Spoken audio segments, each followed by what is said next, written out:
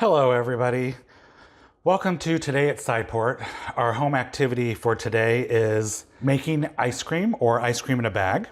Many of you have probably done this before, or some of you may have always wanted to do this. I'm going to show you exactly how easy it is. It's great STEM activity, everything from, the changing states of matter from a liquid to a solid, to chemistry, mixing up things in a specific order and having certain amounts of each kind. So all kinds of great things to connect here. You're in my kitchen again, so welcome to my kitchen again.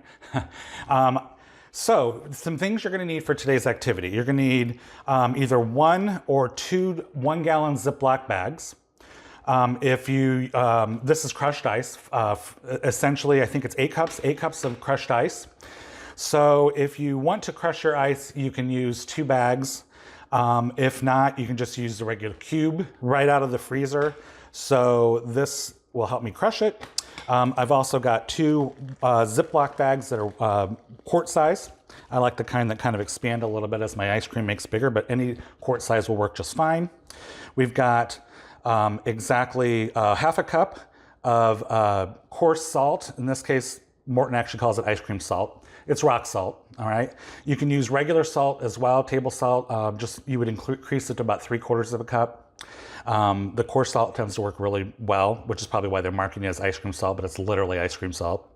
I've got 4 tablespoons of sugar. I also, in my household, we tend to use a lot of we try to do a little lower carb, sugar-free type stuff. So I use the Splenda sugar blend that I pick up at Walmart. I can use half the amount of sugar. Some folks are not comfortable with, sweeteners. If that's the case, then, use that. But we in my house use the Splenda sugar blend, and on the back, which is really great, it gives you the conversion. So like if you wanted, 4 tablespoons of salt or sugar, how much would that be? So you can do that. Also, we've got some flavoring here. I'm going to use vanilla today, and you could also do chocolate. Again, this is my sugar-free version. You could also use different flavors, flavored anything you want. This is mint, peppermint specifically, and there's about a half a tablespoon of that we're going to use, and then a little bit more of that. I always like to put something extra in it, crushed cookies, chocolate chips. If I use my peppermint, sometimes it's nice to have the chocolate chips, then I got mint chocolate chip.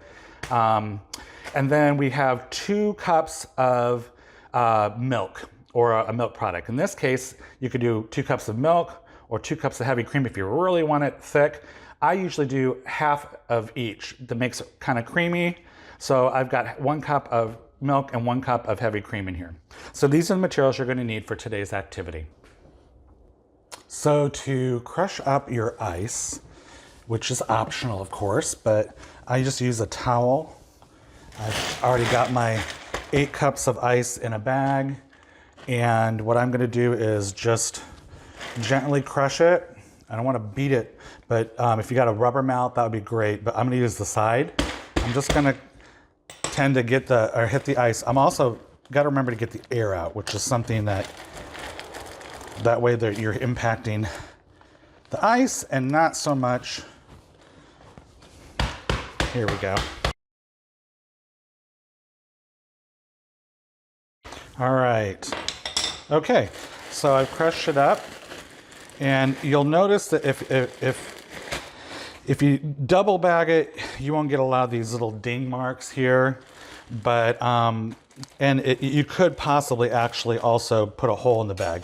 So I recommend either doing this in a separate bag and then using a second bag like this, because when you start utilizing this, you're going to notice that it'll start leaking, and you don't want that. All right, so I'm going to transfer this to a second 1-gallon bag. Okay, so we've mixed our first 3 ingredients into the Ziploc bag. So I've got my 2 cups of half and half in milk combined. I've got half a teaspoon of vanilla, and I've got 1 teaspoon of sugar. I'm sorry, 4 tablespoons of sugar. So I'm going to mix it up just a little bit.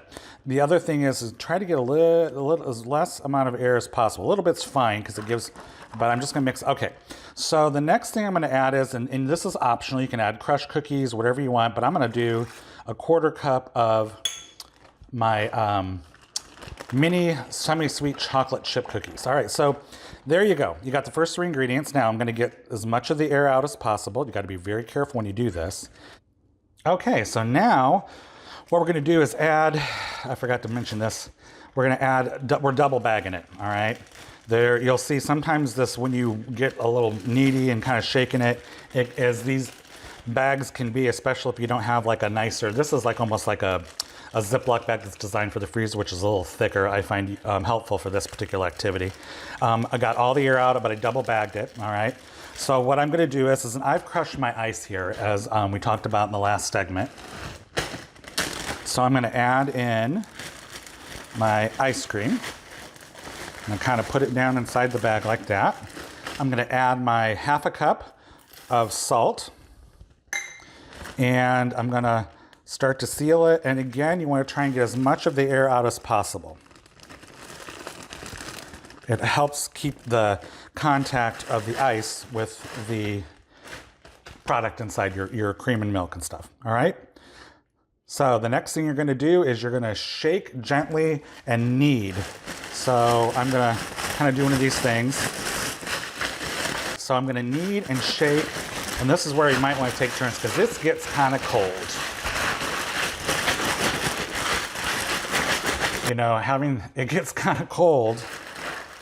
So I'm not going to tell you how long it took me to do this. I also ended up double bagging with a second 1 gallon bag. Some questions that you could ask before we open this up and taste it. You know, we've included some ways to explore the activity before you start the process, during it, and then at the end. So some questions you could ask are, you know, how long do you think is it going to take for the liquid to freeze into a solid? So that would be our ice cream, right? And that time could depend on if you crush the ice or not crush the ice. You could try an experiment where you try it once where you crush the ice and don't crush the ice. So we're talking science here, right? Try changing one of the variables, right? So I keep everything the same ingredients, same amounts, but maybe do uncrushed ice versus crushed ice. The other questions you could ask is, you know, why do we need the salt? You know, those are questions you can, I've got some of the answers in there, but I want you to be able to ask your young ones and think about that. Water freezes into ice at what temperature? What temperature is the ice mixture at? So you could use a thermometer if you want to find out what is this temperature actually at, which leads back to the salt question as well. So I've got some beyond general information to kind of give you some background as you're making this with your young person. Just to kind of ask and explore as you go. So we're going to pull this out. Okay. All right. So maybe I should have gone a little longer. I'm not going to tell you how long I went. Oh, toward the bottom, it's really good too. All right. Well, the final, last but not least, enjoy your little treat.